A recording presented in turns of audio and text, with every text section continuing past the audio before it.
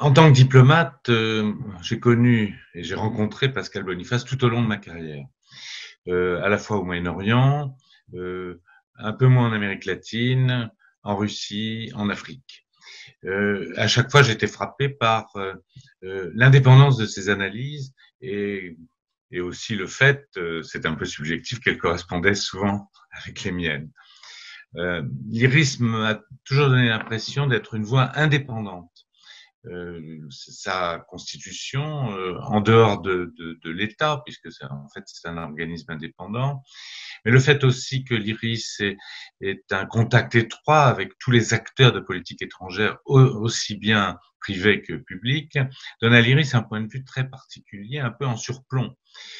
Et finalement, le point de vue de l'IRIS est toujours marqué par beaucoup de réalisme et une grande indépendance par rapport à la bien-pensance, ou en tout cas l'opinion générale.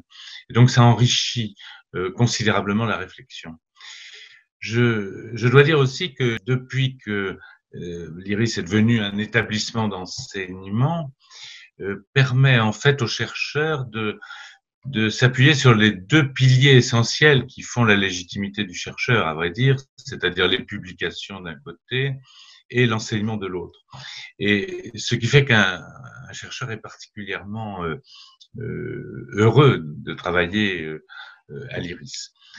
Sur le plan international, je dirais que l'IRIS défend une ligne qui me paraît spécifiquement correspondre en fait aux intérêts français, c'est-à-dire c'est une ligne qui est à la fois fondée sur une analyse très diversifiée, très réaliste de la situation mondiale, mais aussi par un prisme, et l'IRIS ne s'en cache pas, et ceci évidemment me convient en tout cas très bien, le prisme des intérêts français.